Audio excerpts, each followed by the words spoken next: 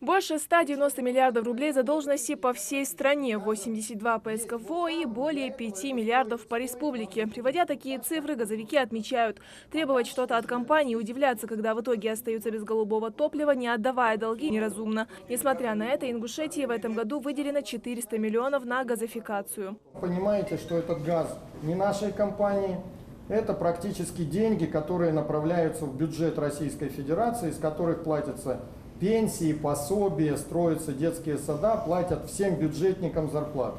Вопросов у жителей Карабулака к представителям газовой компании накопилось немало. Один из главных – смена компании поставщика. Теперь снабжать газом республику будет не Пятигорск, а Санкт-Петербург. Нужно ли расплачиваться с прежней компанией? Нужно. В противном случае ситуация может дойти до суда, отмечают газовики. Еще один актуальный вопрос – самовольное подключение и хищение газа. Как говорят местные жители, другого выхода из ситуации у них просто нет. А 23 тысячи за подключение к сетям – сумма для многих неподъемная.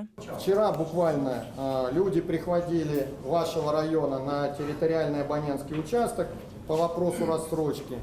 В кабинете у меня находился как раз главный инженер «Газпром» газораспределения «Назрань» и генеральный директор господин Селихов.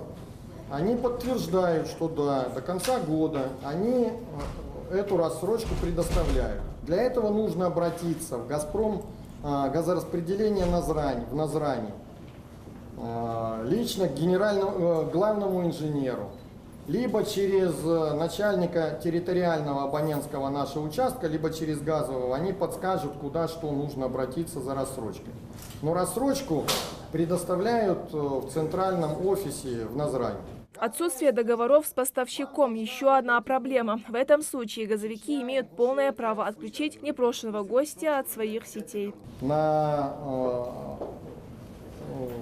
обслуживание, на техническое обслуживание внутриквартирного либо внутридомового газового оборудования. В соответствии с действующим, опять же, законодательством, поставщик газа в лице региональной компании имеет право, либо обязан, я скажу, а мы сделаем так, что мы обязаны, мы будем вас ограничивать, отключать от газа, если не будет этих договоров. Беседа растянулась на несколько часов, а главное, что жители получили ответы на самые наболевшие вопросы. В одной квартире 2 человека проживает, допустим, или 1 человек. В другой квартире в таком же квадратном метре проживает 8-10 человек. И вот платят одинаково.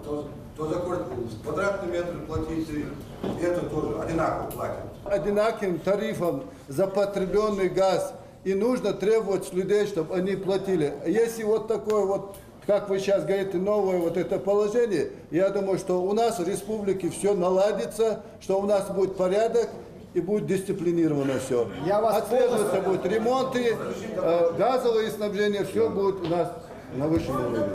Согласно анализу комиссии, Карабулак по сравнению с другими населенными пунктами региона на первом месте по сбору платежей за газ. Это, конечно, похвально, но показатели все же нужно улучшать, отметил глава города. На сегодняшний день у нас 71,45% сборов. Это среди всех городов и крупных населенных пунктов один из лучших показателей. Но мы этим недовольны, мы хотим поднять, ставим себе амбициозные задачи, довести платежи до 100%. У нас грядет отопительный сезон, поэтому все жители, у которых есть возможность, где есть техническая возможность подключить газа, мы должны обеспечить газом этих жителей. Подобные встречи региональная газовая служба планирует провести по всей республике. Нестабильную газовую ситуацию в регионе сейчас изучает специальная группа. Работа ведется по всем направлениям – с абонентами, контролерами и по вопросам технического оснащения. Такая масштабная ревизия продолжится до конца ноября. Индира Манкиева, Мэрибек Миржоев, Новости 24.